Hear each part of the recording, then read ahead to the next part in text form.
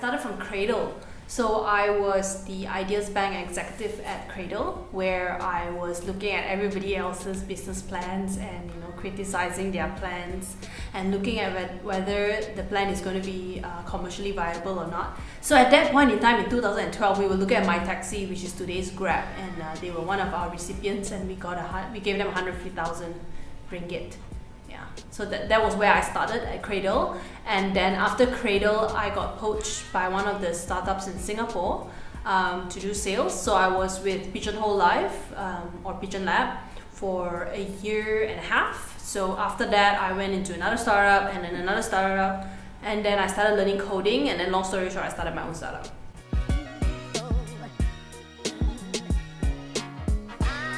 So all along, before I went into Cradle, I was actually an investment banker for M Investment as well as Kenanga Investment.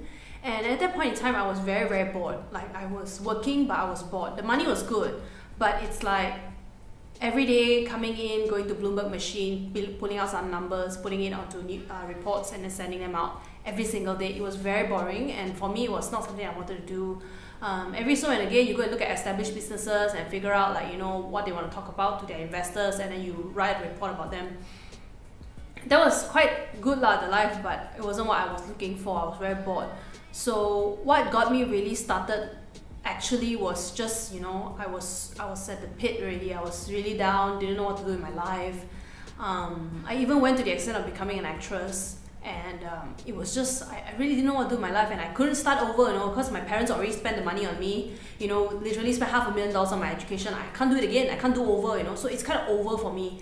So I was like, okay go and join Cradle. It's a government thing, it's not really money incentive, so it's a good place to start. And there I really stumbled upon startups and technology and all these things, and it's fresh, it's different from investment banking, because investment banking is it's fueled by people who want to be richer, whereas in startup it's fueled by people who want to change the world. So the person that really changed it for me, right, is actually Jeffrey Payne from Golden Gate Ventures.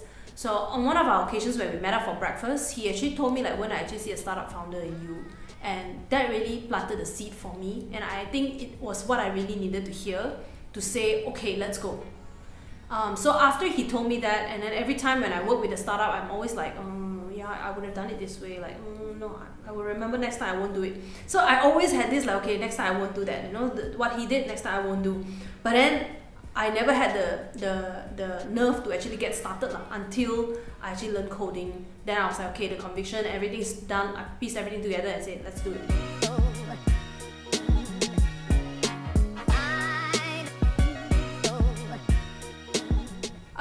For starts, I think not one day is the same, right? So today I have a problem, tomorrow I have a different problem. So I actually agree with Gary Vee when he says that every day he's firefighting. It's true. Every single day I pick up my phone, there's 15 emails, and all of them are different, and all of them are problem solving. So what's really interesting about the startup life is that it's not a macro view. It's actually going down and dirty and doing and getting shit done. That's the part that's really fun.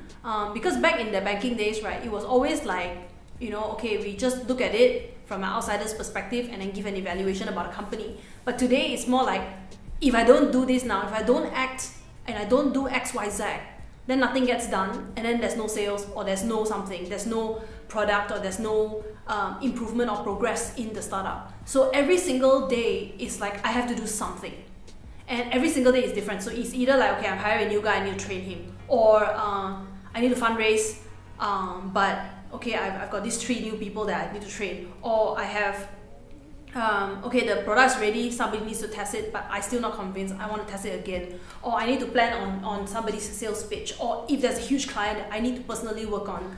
So every day is different, and that's what makes it so exciting for me.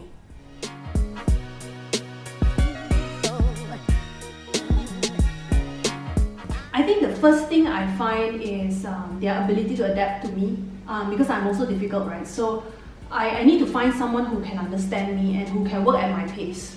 So there's been multiple instances where I just tolerate. I tolerate the highest that I get because you know what, they're not going to be as hardworking as me. But that's not true. There are people who are more hardworking than me. There are more people that are smarter than me. I have to be able to find those people who can adapt and work alongside with me and my team. So first thing that I look for is definitely teamwork, someone who can handle working with my team and someone who likes my team. So it's not a one-person hire. I think it's like 3 of us have to go for an interview, and if we all 3 feel a bit hesitant, no go. It has to be like all 4 of us, like, yeah, we want her on board. We want him on board. Like, I felt the fire, I want this person on board. I don't have that, I can be picky now. So, of course, I also look for people who are kind and considerate. Yep. So it's like when your team has like 5 people and 4 people are working late and then you are like, bye-bye, I'm going home. That's like very, very selfish. You have to be considerate. If 5 people are working together on a project, let's all finish it together. Not like, okay, I'm going, come what may, I'm leaving now. That's the no-go attitude for me. Because yes, we shouldn't take on too much, but that's the spirit of startup. You have to have the grit, you have to have the fire to go on. Yeah.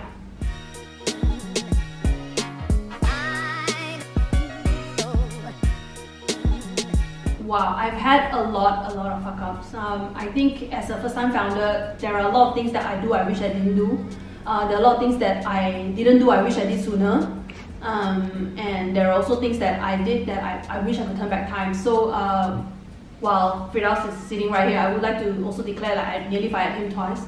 And that was the thing that I did that I wish I didn't do, right? That's one of those things that, sometimes you just feel that this person has the right core values with you, and then but something is off, right? It's like irritate the living daylight out of you, but the core value is right. The core value about, going down to the goals and the vision, that's correct. Then that's the person you want to keep. Whereas there's some people who, they really clash, they really click with you really well, right? You get along and it's like gelling and everything. But then every time when it comes to work, there's some form of excuse. Then that's like no go already.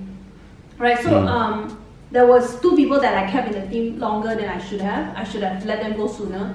I was very hesitant, but I think as a first-time founder, I think it's forgivable. It's forgivable that I didn't know how to do it. I didn't know if it was the right decision, but after I made it, it was a relief. It's a breath of fresh air for the whole team. So if I could, now that I've learned it, I can't say I fuck up. It's like because I didn't know better. But like now that I know already the symptoms, it's like, yeah, the next time I see one of these, get out.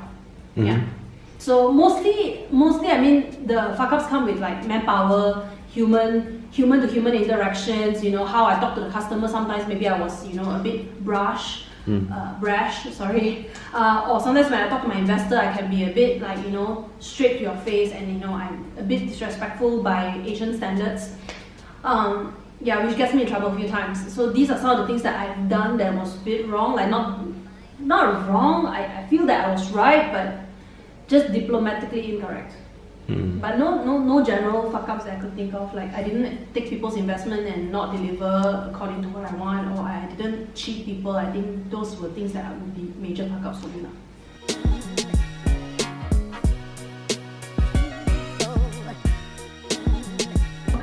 So I think there were many times I doubted the business, and I don't know whether it's like I doubt because I'm a worrywart, or because I doubt because like, look, it's still not within the time frame. I'm going to continue and grind until I get to the timeline and reflect back after that time and say, did it achieve what it set out to achieve?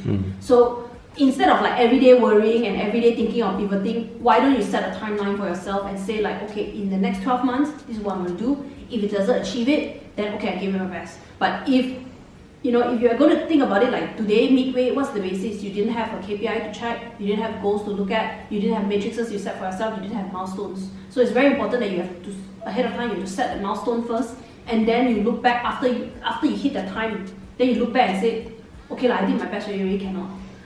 So right now we're not there yet. We still have a period of time to hit that milestone in order for me to decide whether SushiVid is a go or not a go. But I'm really glad we've come this far. It's been 2 years, and so far it's still a goal lah. Yeah, so still a good energy.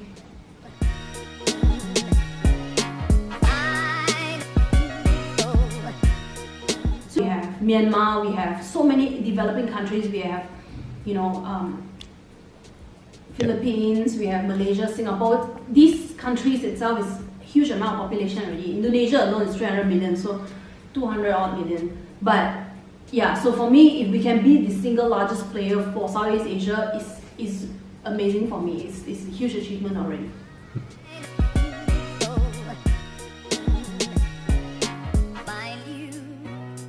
I think influencer marketing will only continue to go up because more and more people are watching YouTube, more and more people are creating content on Musical.ly, even more and more social media involvement in our lives.